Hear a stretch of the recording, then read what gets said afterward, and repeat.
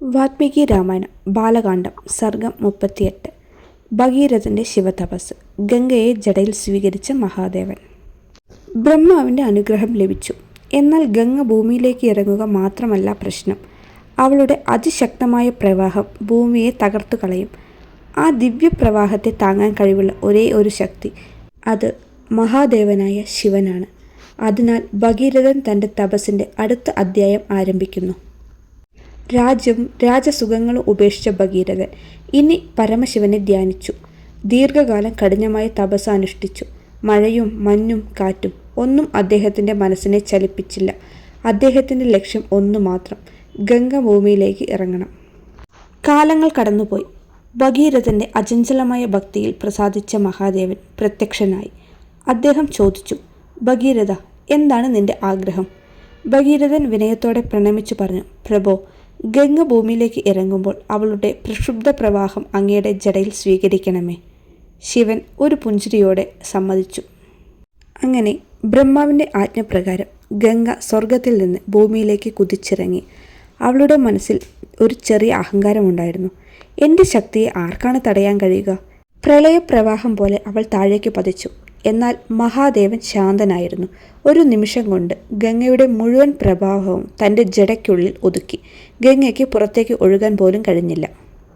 ഗംഗ ശിവന്റെ ജടയിൽ കുടുങ്ങിയപ്പോൾ ഭഗീരഥൻ വീണ്ടും മഹാദേവനെ പ്രാർത്ഥിച്ചു, പ്രഭോ, ലോകക്ഷേമത്തിനായി ഗംഗയെ ഭൂമിയിലേക്ക് ഒഴുക്കണമേ. ഭഗീരഥന്റെ പ്രാർത്ഥനയിൽ സന്തുഷ്ടനായ ശിവൻ അവളുടെ പ്രവാഹത്തെ നിയന്ത്രിച്ചുകൊണ്ട് ഭൂമിയിലേക്ക് വിടാൻ തീരുമാനിച്ചു. ഈ സർഗത്തിൻ്റെ സാരം ഇങ്ങനെയാണ്: അഹങ്കാരത്തിന് മുന്നിൽ ശക്തി മതിയാകില്ല, വിനയമാണ് വിജയിക്കുന്നത്. ഗംഗയ്ക്ക് ആ പാഠം മഹാദേവൻ പഠിപ്പിച്ചു. ഇനി ശിവജടയിൽ നിന്ന് പുറത്തേക്കൊഴുകുന്ന ഗംഗ ഭഗീരഥനെ പിന്തുടർന്ന് ഭൂമിയിലൂടെ സഞ്ചരിക്കും. അവൾ ആ യാത്രയിൽ ഒരു മഹർഷിയുടെ യാഗവും അവൾ സ്പർശിക്കും. അതാണ് അടുത്ത സർഗത്തിന് അതിമനോഹരമായ കഥ. വാത്മീകി രാമായണം ബാലകാണ്ഡം സർഗം 39. ഗംഗയുടെ ഭൂമിയിലേക്കുള്ള അവതരണം. ഭഗീരഥനെ അനുഗമിച്ച ദിവ്യയാത്ര. ഭഗീരഥന്റെ തപസ് വിജയിച്ചു. മഹാദേവൻ ഗംഗയെ തൻ്റെ ജടയിൽ സ്വീകരിച്ചു. എന്നാൽ ഗംഗയുടെ യാത്ര ഇതുവരെ തുടങ്ങിയിട്ടില്ല. ഇനി ശിവന്റെ ജടയിൽ നിന്ന് ഭൂമിയിലേക്കുള്ള അവളുടെ ദിവ്യാവതരണമാണ് നടക്കാൻ പോകുന്നത്. ആ നിമിഷത്തിന് ദേവന്മാരും ഋഷിമാരും ഒരുപോലെ കാത്തിരിക്കുന്നു.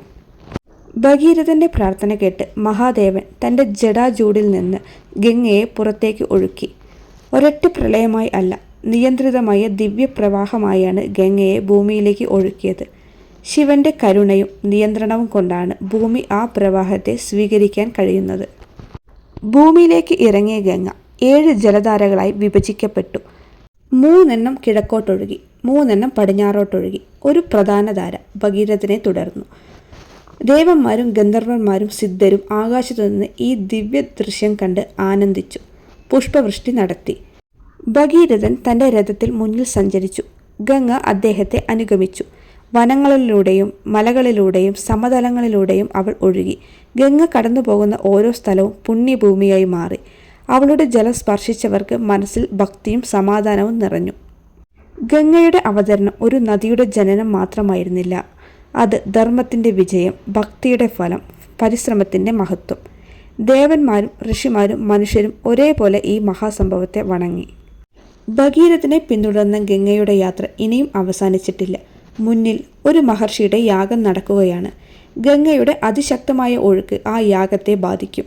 ആ മഹർഷിയുടെ പേര് ജഗ്നു. അദ്ദേഹവും ഗംഗയും തമ്മിൽ നടക്കുന്ന സംഭവം ഗംഗയ്ക്ക് ഒരു പുതിയ പേര് സമ്മാനിക്കും. അതാണ് അടുത്ത സർഗത്തിൻ്റെ കഥ. വാത്മീകി രാമായണം ബാലകാണ്ഡം സർഗം 40. ജഗ്നു മഹർഷിയും ഗംഗയും. ജാൻവി എന്ന പേരിൽ ഉത്ഭവം. ശിവന്റെ ജടയിൽ നിന്ന് മോചിതയായ ഗംഗ ഭഗീരഥനെ പിന്തുടർന്ന് ഭൂമിയിലൂടെ ഒഴുകുകയാണ്. ദേവന്മാർ ആഘോഷിക്കുന്നു, ഋഷിമാർ വണങ്ങുന്നു. എന്നാൽ ഈ മഹാപ്രവാഹം ഉടൻ ഒരു അപ്രതീക്ഷിത സംഭവത്തിന് കാരണമാകും. ഒരു മഹർഷിയുടെ കോപം, ഒരു നദിയുടെ വിനയം, ഒരു പുതിയ പേരിൻ്റെ ജനനം. ഇതാണ് ഇന്നത്തെ ഈ സർഗത്തിൽ. ഭഗീരഥനെ പിന്തുടർന്ന് ഗംഗ ഒഴുകുമ്പോൾ അവൾ ജഗ്നു മഹർഷിയുടെ ആശ്രമത്തിലെത്തി. അവിടെ മഹർഷി ഒരു യാഗത്തിൽ മുഴുകിയിരുന്നു. യാഗാഗ്നി ജ്വലിക്കുകയാണ്. വേദമന്ത്രങ്ങൾ അന്തരീക്ഷത്തിൽ മുഴങ്ങുകയാണ്. ആ പുണ്യസമയത്ത് ഗംഗയുടെ അതിശക്തമായ ഒഴുക്ക് യാഗശാലയിലേക്ക് പാഞ്ഞുകയറി. യാഗം തടസ്സപ്പെട്ടത് കണ്ട ജഗ്നു മഹർഷി കോപാകുലനായി. എന്നാൽ അത് സാധാരണ മനുഷ്യൻ്റെ കോപമായിരുന്നില്ല. മഹാതപസ്വിയുടെ ആത്മശക്തിയായിരുന്നു. സ്വന്തം യോഗശക്തി കൊണ്ട് മഹർഷി ഗംഗയുടെ മുഴുവൻ പ്രവാഹവും ഒറ്റ നിമിഷത്തിൽ കുടിച്ചു കളഞ്ഞു. ലോകം വിസ്മയിച്ചു. ഗംഗ അപ്രത്യക്ഷയായി. ഭഗീരഥൻ ദുഃഖത്തിലായി. ഗംഗയുടെ അവതരണത്തിന്റെ ലക്ഷ്യം ലോകക്ഷേമമായിരുന്നു. എന്നാൽ അതിപ്പോൾ നിലച്ചുപോയി. സകരപുത്രന്മാർക്ക് മോക്ഷം ലഭിക്കില്ല. ദേവന്മാരും ഋഷിമാരും ജഗ്നു മഹർഷിയെ സമീപിച്ചു. അവർ വിനയത്തോടെ അപേക്ഷിച്ചു, മഹർഷി, ഗംഗ ലോകത്തിന്റെ നന്മയ്ക്കായാണ് വന്നത്. അവളെ വീണ്ടും ഒഴുകാൻ അനുവദിക്കണമേ. ജഗ്നു മഹർഷിയുടെ കോപം ശമിച്ചു. ജഗ്നു മഹർഷി തന്റെ ദിവ്യശക്തിയാൽ ഗംഗയെ വീണ്ടും പുറത്തേക്ക് ഒഴുക്കി. പുരാണ പരമ്പര പ്രകാരം അവൾ മഹർഷിയുടെ ചെവിയിലൂടെ പുറത്തു വന്നു. ആ നിമിഷം മുതൽ ഗംഗയ്ക്ക് ഒരു പുതിയ പേര് ലഭിച്ചു, ജാൻവി. അതായത് ജഗ്നു മഹർഷിയുടെ പുത്രിയായി അംഗീകരിക്കപ്പെട്ട പുണ്യനദി. ഗംഗയുടെയും ഭഗീരഥന്റെയും യാത്ര വീണ്ടും തുടർന്നു. ഇനി ലക്ഷ്യം ഒന്നു മാത്രം, സഗര മഹാരാജാവിന്റെ 60,000 പുത്രന്മാർ ഭസ്മമായ സ്ഥലത്ത് എത്തിക്കുക. ഭഗീരഥന്റെ വർഷങ്ങളായിട്ടുള്ള തപസ് എന്നാൽ ഇനി അതിന്റെ പരിപൂർണ ഫലത്തിലേക്ക് എത്തുകയാണ്. ഗംഗയുടെ ജലം ആ ഭസ്മത്തെ സ്പർശിക്കുമ്പോൾ ചരിത്രത്തിലെ ഏറ്റവും മഹത്തായ മോക്ഷകഥ പൂർത്തിയാകും. അതാണ് അടുത്ത സർഗത്തിന്റെ ഹൃദയസ്പർശിയായ സമാപനം.